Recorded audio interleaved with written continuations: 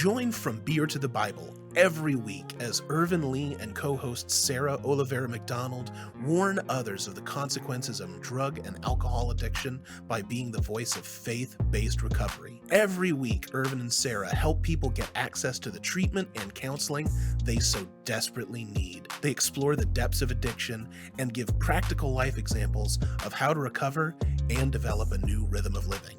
The show is gritty, authentic, and simply raw while being rooted in the love, faith, and hope of God. Welcome to From Beer to the Bible. Hi, and welcome to From Beer to the Bible. I'm your host, Sarah McDonald. We have two special guests. We have a friend of the show, Pastor Scott Graham. Say hi, Scott. Hey, how are you? And today we have his wife, Tabitha Graham, joining us. And we're going to talk about marriage and recovery. Thank you guys for both being here.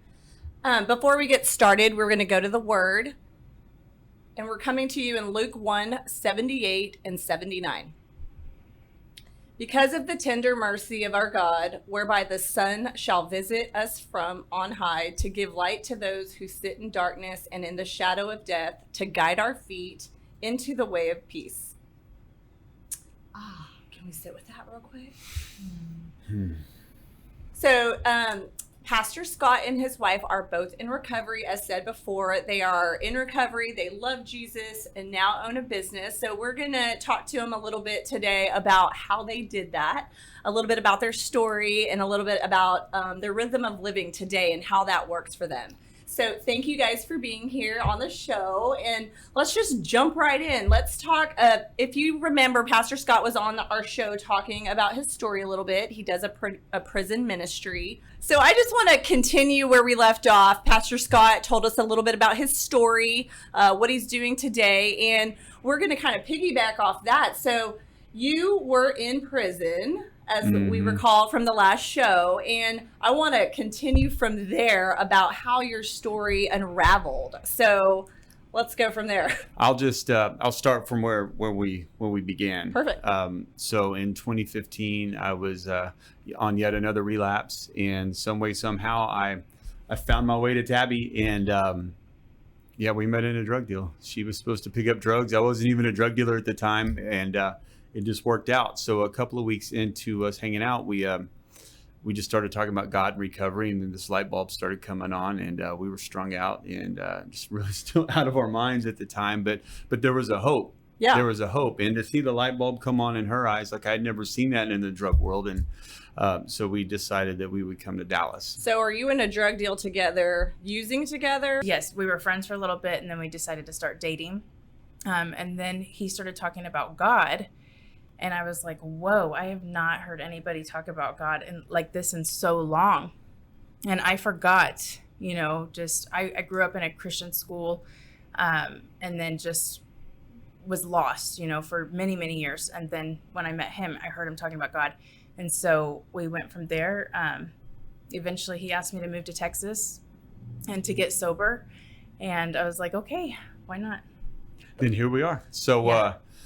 When we got here, though, we were still strung out, living off of my mom's credit card at the time, unbeknownst to her. But I've already cleared that up, by the way. We were here in Dallas-Fort Worth for probably 2 or 3 weeks, and we decided to go to Gateway Church. And we went to Gateway Church, still strung out, still living on the streets, and we just had an encounter. Yeah. We had an encounter of who God is and his true love. And that set in motion a period of sobriety once again. And so we got sober, and we got off the street. We started a business, and we got custody of our kids really fast, and life started coming together quickly. But we quit going to meetings. Mm-hmm. We quit going to church. We quit giving God all the credit. And 2 weeks shy of a year of sobriety, we hadn't been to any meetings. We haven't done anything to sustain our sobriety.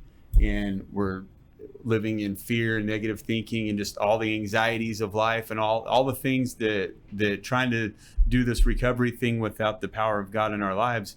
And we decided it was a really good idea to go get a quarter ounce of drugs one day when we had a lot of money. And that started a 6-month relapse, which that 6-month relapse got me a 3-year prison sentence. And then in that 3-year prison sentence, when I first went to jail, I'll let Tabby take over from there. So my sobriety date is February 10th, 2017. Okay. And my sobriety date is March 21st of 2017. And so when he went to jail, I had to make it back to Oklahoma because that was our daughter's birthday, her 10th birthday. And is this your daughter together? No. So Okay. it would be my daughter, his Okay. stepdaughter. Got it. But she calls him dad and Okay. has for a very long time. So I tried to make it back to Oklahoma, ran out of gas, was detoxing from heroin, meth, all the things. And finally, after 3 days, I made it back, bumming gas and all of the things. And so tried to clean up my life from there, and then came back down to Texas for a court date about a month later. And the probation officer that I had was like, you have to get sober. And if you can't pee clean in the next couple of weeks, then I'm going to have to send you back to jail, basically. And so I turned myself into detox and then went to rehab. And yeah. Where'd you go to rehab? The Right Step Okay. in Euless, which Awesome. is now closed, I think. So Well, they're reopening as a different treatment center called Positive Recovery Centers. But Oh, yes, awesome. great program. So you're in treatment for 30 days? yes, and I asked to stay longer. Okay. So it ended up being, I think, like 42 days total. And where was God in treatment? Because I know for me, I found God again when I was in treatment because, of course, get the drugs away from you and you're like, you got to rely and turn to something. And for me, I know it was my higher power and I just latched on and I did not let go. Yeah, so I had the option to go to a meeting one day or to church. And I chose church, and I sat down, and this guy and his guitar, he started just singing Shout to the Lord. And I remembered that song from when I was like going to church and had a relationship with God. And I just sat there and I closed my eyes and I just started weeping. And that is the moment that I found the Lord again. Like, he was right there and he had been there the whole time. Yeah. So did you guys get to talk to each other? So you're in treatment and he's in prison. And you were married at the time or just boyfriend, girlfriend? We were common law Okay. married. Oh, we were lying through our teeth. Yes. We're like, oh, Yeah. yeah, I'm married. Yeah. We're married. That's my Yeah. wife. Yeah, I mean, you're together. I get it. But it still has to be hard. I mean, you're in treatment and you're in prison. How did you guys communicate with each other? Did you know she was in treatment? Like, Well, I had an idea that that's what she was doing because the last time we had spoken, she told me that she got caught with drugs again, and that she was either going to do prison time or go get clean. And so at that point, I mean, I had this desperation inside of me, and this absolute, in the rooms of recovery, and in the big book, they talk about pitiful and incomprehensible demoralization, and I will never forget the way I felt whenever I first got into that jail. Yeah. And I was detoxing off of heroin and methamphetamine as well. And I had everything. I had everything at my fingertips, and I had the dream girl, everything, I had everything I'd ever wanted. Yeah. And I blew it again. And but I had to reach a point to where I was going to be okay no matter what. And I had to, as much as I possibly could while I was sitting in that jail cell, is release her to God. Now, I was sending letters to her. She was sending letters to me. Mm-hmm. After a while, found out we got all these letters at the same time. So while, I'm in my own self-pity, Yeah. I blew it, I'm never going to have her again. She's reaching out to me. And but what happened in that space, though, is God came in. yeah. Mm-hmm. And he is so faithful. In my most loneliest of moments, he is faithful. And I will never forget just saying, God, let this be the last time. Like, Jesus, come into my heart, take full control. I have nothing to offer you. Like, I've blown it and I don't deserve you. But I want you to take total control and build with my life what it is that you want for me. Mm-hmm. And so I had to let Tabby go for a minute. Yeah, and let go and let God. Dude, I will tell you what, the day that I got all those letters that she'd been writing me was better than any Christmas I'd ever had. So how long was that? About a month. Okay. So there's the sleepless nights of what is she doing, Yeah.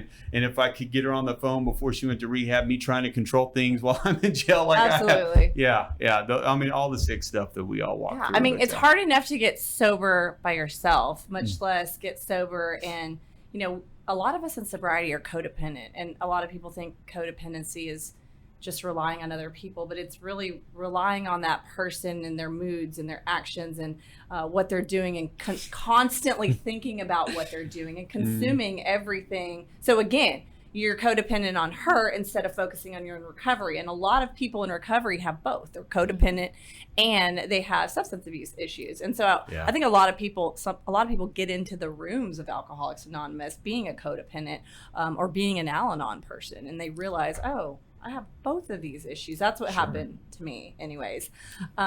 So you're in treatment, and let me just say, that's raw rehab for you, because you had no medications. You're detoxing with nothing. That's what we call it, as raw rehab. And she had a lot more of the amenities to be comfortable getting sober. Well, she put $1,000 on my books before she went, so I was the fat cat in there. And I was eating ho-hos and Twinkies and all the stuff and all the ice cream. I mean, but God had a plan. Yeah. And God had called us to greatness, and God had called us to a point to where he wanted to use what he's doing in our lives, and he wanted to show others what he could do for them. But we had to walk through that desert period. Absolutely. Yeah, I feel like he definitely separated us on purpose. To find yourself. Absolutely. And just to find him, like a solid footing on what his word is and the love that he has for us. Yeah. Well, talk to me a little bit. How long were you in jail? Just shy of a year. Okay. Yeah, so I wasn't gone long enough for long-term treatment, which is exactly what I needed. Yeah, I just want to give the audience a little bit. So you're in jail for a year, and you're in treatment for how long? For about 45 days. I remember going to my sober living beginning of May or the end of April in 2017. Okay, and how long did you stay in sober living? Until January of the next year, so 2018. So about the same amount of time. You guys are both doing the deal. You're in recovery. You're just doing it in jail, and you're kind of doing it in a sober house and out here where you have a little bit more freedom. So what did that look like in that year? Like, what was your rhythm of living? Did you turn to God? Did you turn to the big book? Did 12-step meetings? Like, what did that look like? I'll start with you, Scott. So in prison, I mean, I got up on my knees every morning because there was a lot of drugs in the prison that I was at, and I would even write to her talking about those things that were going on around me. And so I had made the decision once I got there that I wasn't going to touch it. And the only way I could do that is by reaching out to the Lord. Yeah. And so on my knees, reading Proverbs, in the big book of AA, 60 through 63, the 3rd step prayer. I was even doing 11-step inventories at night so I could stay sane and let my resentments go of all the crap that was going on while I was in prison, just to keep my side of the street clean as well. Yeah.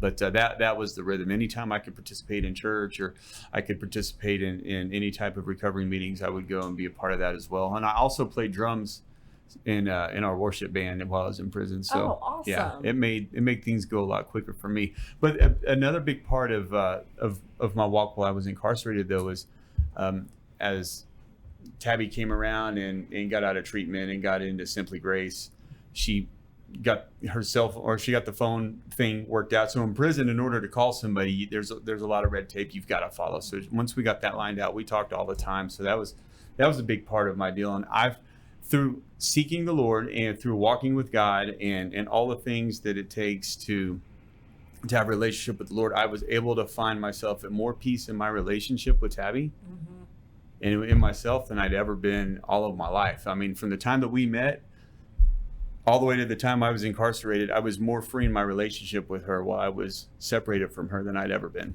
Yeah, that's awesome. Yeah, and so for me, being in sober living, Simply Grace, which was an amazing program, you're required to go to so many meetings. And at first it was a meeting a day, 7 days a week. And that was tough without a car. It was tough without, I was shy and just like, but it's everything that I needed. Yeah. Like, because I had that community around me, and it was like I was forced at first to get a sponsor, to go to these meetings, to participate in the meetings at the house, and to be a part of these other women's lives. It just created this really solid foundation for me. Did you guys talk about that stuff together when you were on the phone? Yes. Yeah, all the time.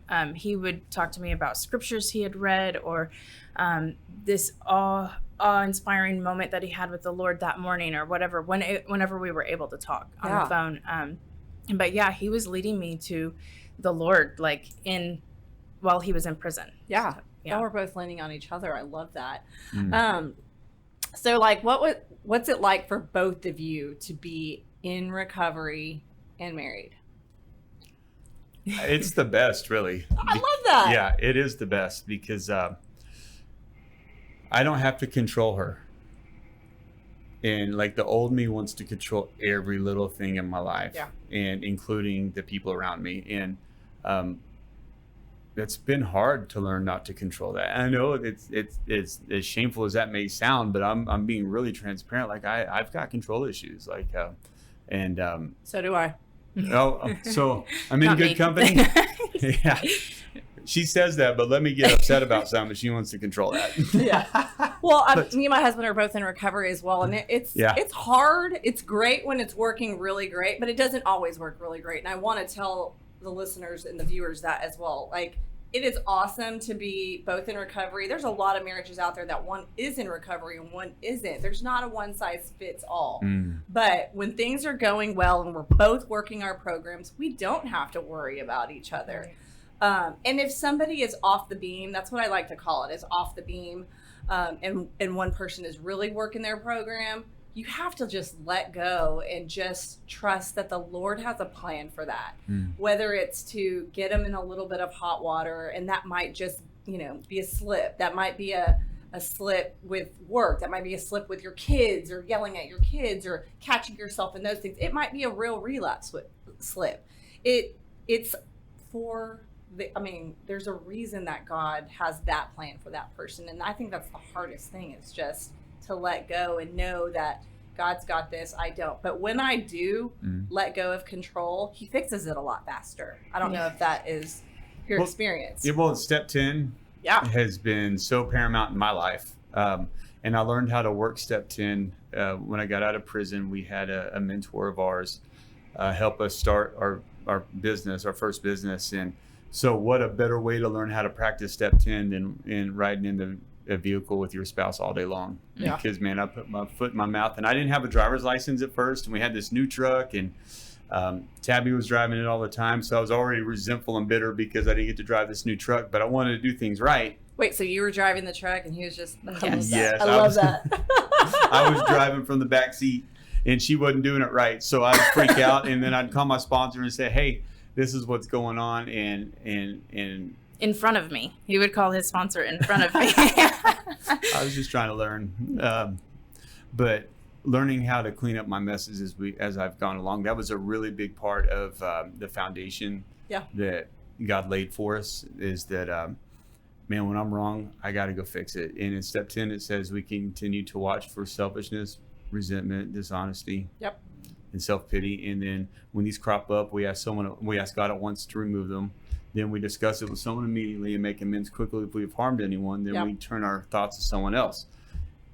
I practice that even today, and I still do. And it's I don't do it every time, but whenever I start feeling stirred up, there's a lot of times I just know when to just shut up. Like, Scott, just stop, because anything coming out of my mouth is not going to be based on how I love my wife. It's going to be based on how I'm feeling. Yeah. And so then as I go clean that stuff up, man, I go to bed and I sleep really well because my side of the street's cleaned up. Yeah, absolutely. So where does the love story continue for you guys, Tabby, after he gets out of jail and you're done with sober living? What happens next? Okay, so he actually paroled out to a sober living. I was still in sober living. And so we were just trying to see each other during the day, but I was still working and all of the things. And we were also trying to start our business again. And so after a few months of that, we ended up finally getting an apartment and walking through some things, living together, walking on a purity walk. And that was difficult, but the Lord brought up a lot of insecurities and different things to the surface, like that just needed to be healed during that time. I love that. I think that's so beautiful. Yeah. And so through that, we were still trying to both get our divorces handled, but we were living off of like $50 a week, and he had a tobacco habit at the time, so it was just the struggle was real. It was a struggle, and then so finally, after about a year of this walk, it's like the Lord just unlocked us getting divorces. And so we actually got divorced and married in the same day. Oh, wow. I love that. Well, we were actually, so God actually motivated my ex-wife to come down and just sign the paperwork. And we were able to get the paperwork for her ex. It was deported to Mexico years ago, pushed through. And the word that we received from one of the pastors at our church that was walking with us at the time is, God wants to bless you guys, and he wants to bless your marriage. Yeah.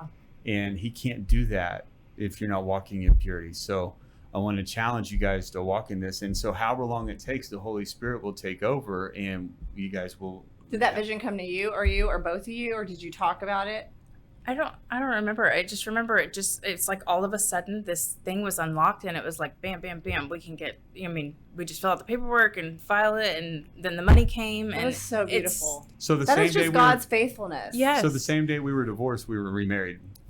Just like that. And I called that pastor up and I said, Philip, you remember you told me that you'd marry us the first day that we were available to? He said, yep. I said, well, let's go. So we met at our South Lake campus and we're married over there that afternoon. And our sponsors were our witnesses. Yeah.